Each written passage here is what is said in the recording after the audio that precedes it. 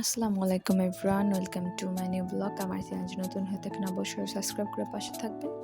তো আজকে ড্রাগন ফল নিয়ে একটু সতর্কবার্তা। দেখতে পাচ্ছেন আমার ড্রাগন ফল একদম নাজেহাল অবস্থা। তো তারপর আমি একটা এক কেজি করে মন মতন ড্রাগন ফল আনছিলাম। তো একটা যখন কাটছি তখন একদমই পোকায় ভর্তি, ওটা খেতে পারিনি। তো তারপর একটা কেটেছে, সেটা মাশাআল্লাহ ভালোই বের হয়েছে, এটা খাওয়ার যোগ্য মনে হচ্ছে। তারপর এটা আমি পিস পিস করে কেটে নিচ্ছি। দেখো আমার হাত পুরো লাল হয়ে গেছে, আমার ছেলে আমাকে ভিডিও করে দিচ্ছে। তো তার ৪ বছরের ছেলে যেরকম ভিডিও করতে পারে, এটা অনেক মাশাআল্লাহ বলবা সবাই অবশ্যই। তো তারপর এটার ড্রাগন ফল তেমন কোনো স্বাদ নেই, মানে জাস্ট কালারটাই বেস্ট, ওয়াও! কালারটাই ওয়াও! আমি মজাদার করার জন্য এখানে কিছু পরিমাণের এক্সট্রা চিনি মিক্স করছি। তোমরা চাইলে এটা স্কিপ করতে পারো।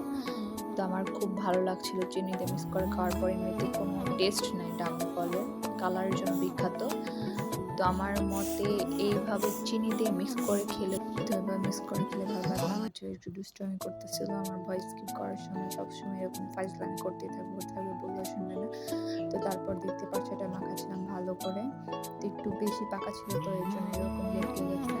তো এটা আমি ফ্রিজে আর কিছু পরিমাণে রেখে দিয়েছি। আর দেখতে পাচ্ছ কত কিউট লাগতেছে, মানে কি বলবো, খাওয়ার চাইতে এটা দেখতেই মানে ব্যান লাগে। অবশেষে পড়ে গেছে চিনি দেওয়ার জন্য, একটু মানে কি বলবো, রসালো টাইপের হয়ে গেছে।